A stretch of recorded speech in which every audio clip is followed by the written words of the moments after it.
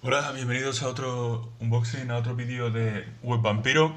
En este vamos a hablar de Hombre Lobo de Exilio, el tercer reglamento publicado en la línea de Crónicas de Tinieblas y traducido por La Factoría en 2005. Este libro fue traducido no como muchos de los que fueron o llegaron después, y fue uno de los últimos libros de La Factoría. Y de hecho fue el último en tapa dura. Luego llegó Mago el Despertar, pero era una edición en tapa blanda que parecía un taco de fotocopias y que desmejoraba bastante respecto a la edición original. Este libro aún así es muy bonito, pero deja ver algunos de los fallos de aquella época de la editorial, como por ejemplo está maquetado de forma que la letra es minúscula, más incluso que la de Vampiro Requiem, que ya está reducida respecto a la edición original. Y esto era una práctica habitual de la época de la editorial para ahorrarse espacio. Pero bueno, en lo que respecta al juego en sí, el juego es un soplo de aire fresco, algo totalmente distinto o bueno, o relativamente distinto a Hombre Lobo el Apocalipsis, y muy bonito, la verdad, es bonito de ver. Es libro, respeta en cierto modo algunos de los temas, pero los rediseña, los reconceptualiza y le da un nuevo enfoque a todo el tema este de la maldición de los guerreros de la luna. Y en este caso tenemos como protagonistas a un grupo de personajes llamados los exiliados, que se alzaron contra el Padre Lobo en una época mítica en la que el Padre Lobo era el espíritu guardián del equilibrio y el esposo del espíritu de la luna en el paraíso de Pangea, antes de que el mundo se rompiera y se dividiera en continentes. Y los exiliados son los descendientes de 5 espíritus lobo que se levantaron contra el padre lobo cuando éste se volvió demasiado viejo y demasiado débil para seguir manteniendo el equilibrio. Hubo una época en la que los espíritus corrompidos del mundo sombrío de la Umbra acechaban demasiado entre unos mundos y otros, esclavizando a los seres humanos. El padre lobo siempre había sido un guardián de los humanos, protegiendo el equilibrio entre los dos mundos. Pero eventualmente, con el tiempo, se volvió débil, lento, y los exiliados lo asesinaron para ocupar su lugar. Por ese motivo, el paraíso se dividió, se fragmentó y surgió la maldición de la licantropía entre ellos, y los maldijo también la luna.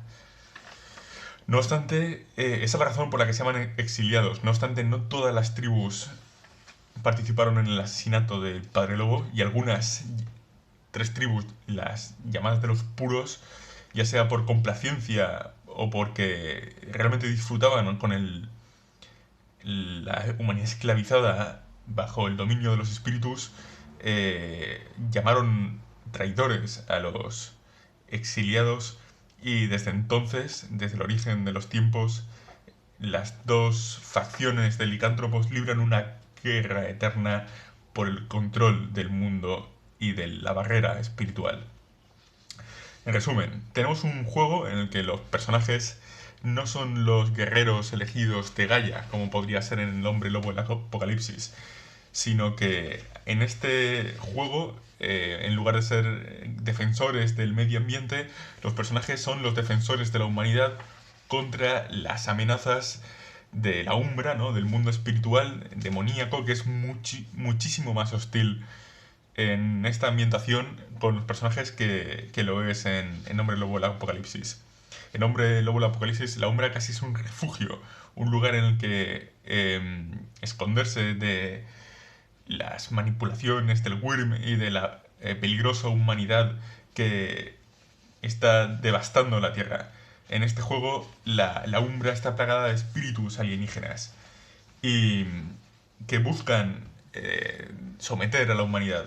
Y los exiliados, como guardianes del equilibrio, habiendo usurpado y heredado la corona del padre lobo, son los encargados de proteger ese tenue esa barrera entre los dos mundos, encargándose de eliminar a todo tipo de criaturas demoníacas, como estos, que son los Besilu, los hombres arácnidos, portadores de enfermedades y plagas, o los hombres rata, una especie de enfermedad o corrupción que anida en las ciudades. No tiene tanta carga medioambiental, ecologista, pero el juego lo que tiene son otros temas, mucho más de condenación, más en una escala de grises que en la de que la de Hombre Lobo del Apocalipsis. Aquí los personajes no son claramente los buenos, o por lo menos ellos tienen un motivo para haber hecho lo que han hecho, para asesinar al Padre Lobo y haber usurpado su lugar, y su motivo es proteger a la humanidad de los espíritus, que los hay muy, muy peligrosos y muy demoníacos, pero los puros, las tres tribus que no se levantaron contra el Padre Lobo, también tienen parte de razón al menos, y no son claramente malignas como las tribus del Wyrm de Hombre Lobo, el Apocalipsis. Es por tanto un juego en el que vemos una mayor escala de grises y en el que la hostilidad del mundo espiritual es notablemente mayor que en la de Hombre Lobo, el Apocalipsis. En este juego los temas, por tanto, no existe una nación Garú, no existe una superalianza de hombres lobo para proteger el planeta, sino que las tribus cambian de dominio a dominio, de un territorio a otro, tienen que fluctuar de una forma mucho más orgánica. No existe un gran rey como el gran rey Albrecht en el Apocalipsis que les marca una agenda política, aunque luego realmente algunas tribus del Apocalipsis se opongan a él. Aquí están mucho más divididas, mucho más acosadas y claramente en inferioridad a los exiliados. Digo, los exiliados están claramente inferiores a los puros, que son mayoría y son en conjunto más numerosos que los exiliados. El juego, ya veis que tiene estéticamente un arte muy parecido al de el Apocalipsis. De hecho, yo diría que es la evolución directa de aquel, pero es muy, muy bonito. Han aprovechado, digamos, los años de experiencia. Está dibujado una especie de tinta de color marrón cuero. Y el libro está estructurado en 4 capítulos y 2 apéndices que contienen una información bastante completa y útil para jugar este juego. El capítulo 1, que es el capítulo más o menos que he resumido, que es el de ambientación, ya lo habéis visto, habla del juramento de Selene, de los auspicios, de las tribus, tanto de las 5 tribus exiliadas como de las 3 tribus de los puros, te lo describe todo en líneas generales. Luego hay una introducción y un relato, que es este que tenéis por aquí, que he pasado, el prólogo, sobre un primer cambio, ¿no?, de un personaje, de un tal Mark. Y al llegar al capítulo 2 ya vemos el proceso de creación del personaje, nos describen las tribus con algo más de profundidad, y luego los auspicios y los dones, los poderes del juego que tienen los hombres lobo.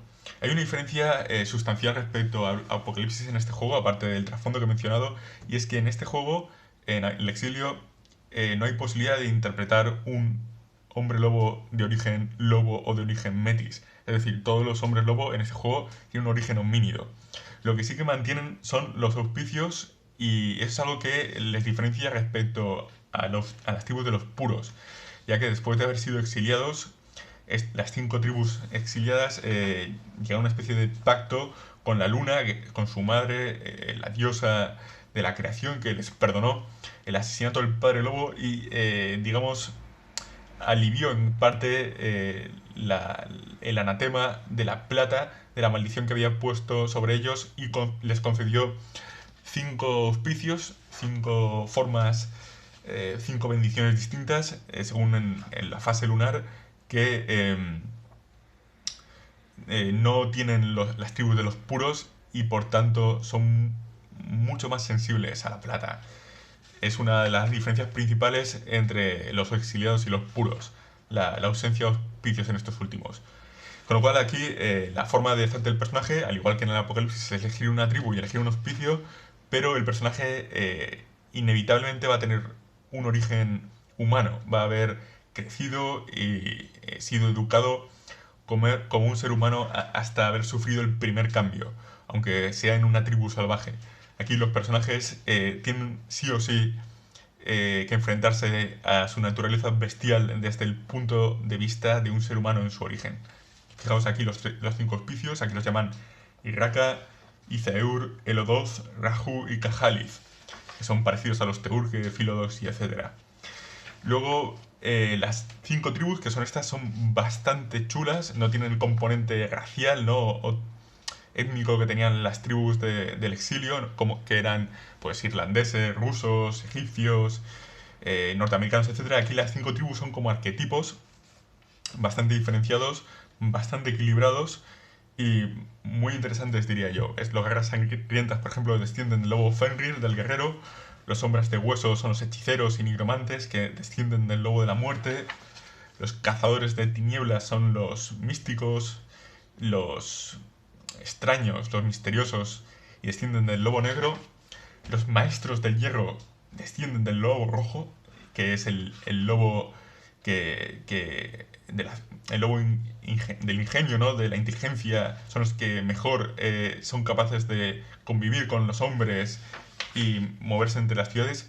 Y los señores de la tormenta descienden del lobo de invierno, que es el lobo de lo elemental, el lobo de la fuerza de la naturaleza y el alfa normalmente de la manada. Son los señores de las tribus exiliadas. Luego hay una especie de Ronin, o lobos fantasmales, que no juran alianza a ninguno de los cinco espíritus ancestrales, pero estos Kaitif, por así decirlo, son los más frágiles a la hora de resistir a su naturaleza bestial, ya que no tienen la protección de ningún tótem. Por aquí hay una larga lista de dones bastante completa que se dividen entre pues, dones de evasión, dones de sigilo, dones de la luna llena, etc. Las ilustraciones sí que las voy a enseñar porque son muy muy bonitas. Fijaos el arte, ¿no? Que va desde lo fotográfico hasta lo que puramente el dibujo a mano alzada, ¿no? Fijaos el juego de sombras que permite este color marrón. Muy muy bonito. En general, el libro es estéticamente precioso. Aquí, al igual que en Apocalipsis, los dones se escogen sin seguir una progresión lineal. Puedes elegir un don de nivel 1 de la lista de la rabia y luego elegir un don de nivel 2 de la lista de la astucia, por ejemplo. Fijaos aquí, esto sería una especie de demonio umbral. Vamos a ir pasando. Luego hay una especie de ritos. Y llegaríamos al capítulo 3, que es el capítulo de... A ver, esto todavía es... Esto es el principio del capítulo 3, que es de sistemas de juego. Aquí nos hablan de lo que diferencia la ficha de personaje del exilio del resto de fichas de personaje de crónicas, su capacidad de regenerarse, la presencia de un instinto primario, que lo llaman, que es el equivalente a la rabia, la esencia, que sería el equivalente a la gnosis en el Apocalipsis, Besania, la capacidad para enloquecer a los humanos y hacer que olviden que hayan avistado un lobo, la importancia a la hora de narrar, de describir los sentidos, como el olfato, que son importantísimos para un lobo. Hablan de los tótems y de toda esta serie de mecánicas de juego que caracterizan al animismo de hombre lobo. Fijaos, son todos bastante fuertes, ¿no? Pero, a ver, vamos a ver si llegamos... Aquí hablan de amuletos, claives, etc.